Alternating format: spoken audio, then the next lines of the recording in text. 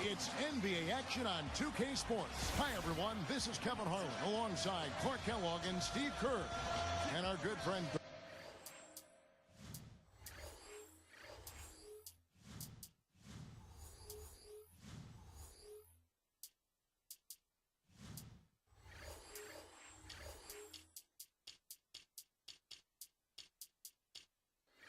Doris Burke will join us from the sidelines. Thanks for tuning in. A battle in the Western Conference. This Houston crowd hoping to watch their Rockets come out on top.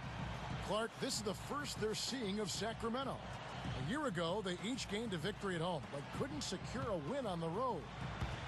And a year ago, they avoided any mistakes winning the season series against this club. Now Sacramento's starting five. Tyreek Evans out there with Jimmer Fredette. Then there's DeMarcus Cousins, and it's Hayes, and it's Salmons in at the three. And for the Rockets, Lowry and Martin manning the backcourt. Scola out there with Dallenberg, and it's Williams at the three slot. Now, here is Fredette. Pass to Cousins. Stolen by Martin. And two free throws coming up as he misses that one. Drawing the whistle and a lot of contact there. It's on DeMarcus Cousins. Yeah, don't give up anything for free. I like that. Send him to the line. Yeah, they don't want to sit back and watch you lay it in. I mean, make them earn it. Make them earn it. Don't give up anything easy. So neither attempt will fall that time for him. Steve mentioned the success they had against them in their contest a year ago. They did exactly what they needed to do against them. Yep, it was a solid performance from them. Most times they got together. They should have them feeling good about their chances today. Now, here is Fredette. Just 5 on the clock. Shot on the wing. Salmons gets the bucket. Salmons got the first points up on the board tonight here for the Kings. Go back one more. Go back one on this. Yes, Kevin, making good decisions and being smart with their offensive chances is what Coach said is going to be a key to their success in this one. As he noted, they're up against a team that works very well together as a defensive unit. And forcing shots and rushing plays right into their hands. Can they avoid it, Kevin? We'll see. All right, Doris, thanks. So, Clark, they're thinking mainly about how to tackle the defense they're facing. It won't be easy, Kevin. I mean, they're going to have to take a few body shots before it's all said and done. It's going to be a battle. Steve? Yeah, I like that, Clark. Body shots. I mean, go inside early. Try to pound them inside, and then you can play inside out at that point. But try to soften up that defense and make them move around a little bit.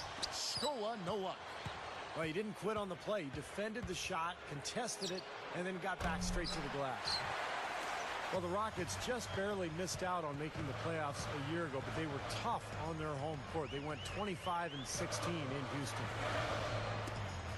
Now here's Williams. Off target at the rim. Here's Sacramento now.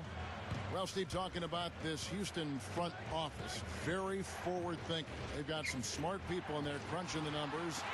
Now, a lot of teams are kind of following that same pursuit. Well, you know, there are no bigger copycats in the world than those in sport. Coaches or presidents or general managers. And that does seem to be the trend around the league. I mean, every team looking for an edge, trying to find the right players, right strategy, and measuring success almost on a play-by-play basis. And the Rockets somewhat at the forefront of that kind of movement. And you know what?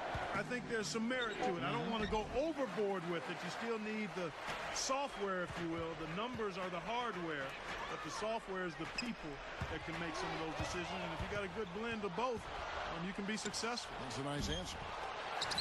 They get it again. That's going to be over and back. Not watching for the line that time. Here's the 2K leaderboard with last season's best free throw shooting teams. The Rockets fourth.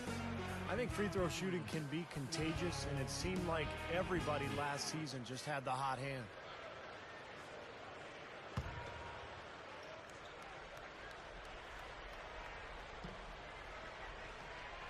That'll be a 5-second call.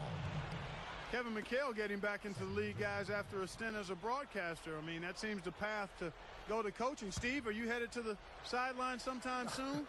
The Rockets felt he was the right guy for the job, and he very well might be. You kidding me? I work one night a week, and I got summers off. Why would I ever leave this seat? You got it. Now here's Cousins. Now the pass to Fredette. To end the drought. That's good. And this game is tied up now. Well, you mentioned McHale, Clark, and, you know, with their roster, I think he's a great fit because they have a lot of young post players that can use his tutelage, and I think that's his specialty, Kevin McHale, his ability to relate to young post players and the ability to teach them. He's going to be a big addition for that franchise. I like the shot, despite the miss. I mean, that's his range. While recovering, he feeds it to Evans. Over Martin. And it's Evans missing.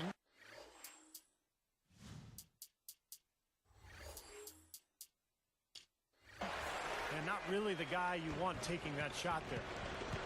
And last year I thought was a tough season for Tyreek Evans. He was the reigning Rookie of the Year, but had a number of foot injuries, caused him to miss almost 30 games. And when he did play, he struggled with his shot, only 42% from the field. Finger roll, that's pure style, guys. I like that. Now here is Fredette. While recovering. Fredette kicks to Cousins. D'Alembert covering. The jump hook. Luis Scola with the rebound. And Steve, you know it's always tough when you're dealing with injuries, but I think also when you've been the Rookie of the Year and you come into that second year, teams are geared up to make you do things you're not comfortable doing. But I think more than anything, it was the injuries that set Tyreek Evans back a bit. He's usually a great three-ball shooter, but the defense disrupted him. Excellent work. He really got there to force that miss. Totally agree. He really influenced that release, didn't he? Kevin, it's really hard to deny this guy the offensive board if he's got even the slightest position inside. He'll take advantage of any little sliver you give him.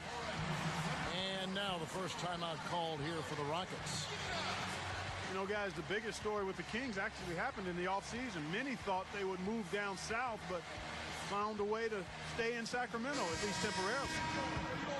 Jordan Hill, he's checked in for Houston. Budinger checks in for Terrence Williams. And then for Sacramento, Jason Thompson, who's checked in for Hayes. Honeycutt comes in for John Salmons. And Thomas subbed in for Fredette. And here's Houston. Clark, and what a big victory for the city of Sacramento, who just love their Kings. Yeah. The attendance has been down a little bit, Steve, but you know, that could build up. We got a couple nice young players on that ball club, and maybe there's better times ahead. Well, you hope so, because this is one of the great fan bases in the NBA. The Sacramento fans so loyal to their team. It would be great to see them stick around Sacramento and to build another exciting playoff caliber team. Now here's Thompson, following the miss by Kyle Lowry. Offensive rebound, and then Cousins with the dunk. Cousins has got his second bucket. Rockets trail. They come into this one following the loss to the Grizzlies. Now here is Lowry.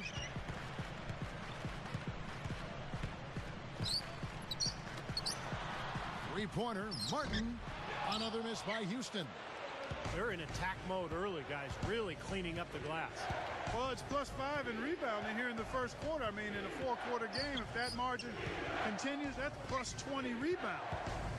That would be almost assuring a win. Stolen by Martin. Smooth defense there. He made it look like the pass was intended for him. Took him no time at all on that one. So tough for the defense to get out to the three-point line in transition. Thomas passes to Evans. Evans left side from 20 feet out. Again, Sacramento. Here is Lowry.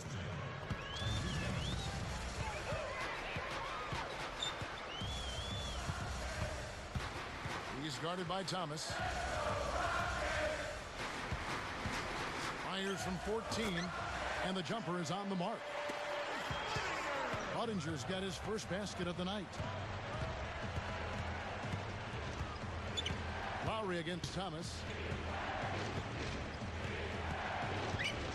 Cousins against Hill. And the shot is good. Cousins has got 6. Well, they've done a lot of their damage from mid-range here, guys. I mean, knocking down those shots with regularity.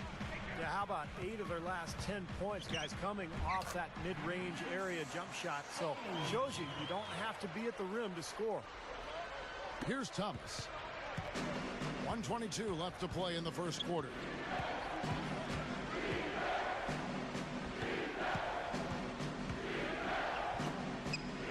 Martin against Evans. Covered by Martin. Evans kicks to Thomas. From outside the arc, the shot misses. Tough three-point try there with a hand in his face. Boy, you'd be lucky to make that one against great defense. Martin against Evans. He kicks it to Budinger. For the three. Cannot hit. And it's Sacramento going the other way. They couldn't put the pieces together, losing that last matchup with San Antonio. Now, tough to win when the ball doesn't go in the hole. And that was a team that was ice cold shooting the ball that night. Well, Steve, shooting to me, shooting percentage is a function of the kind of shots you get. And if you don't get good ones, you're not going to shoot a good percentage. That was their problem, poor shot selection. Now here's Evans, looking for his first bucket of the game. Both teams changing it up here.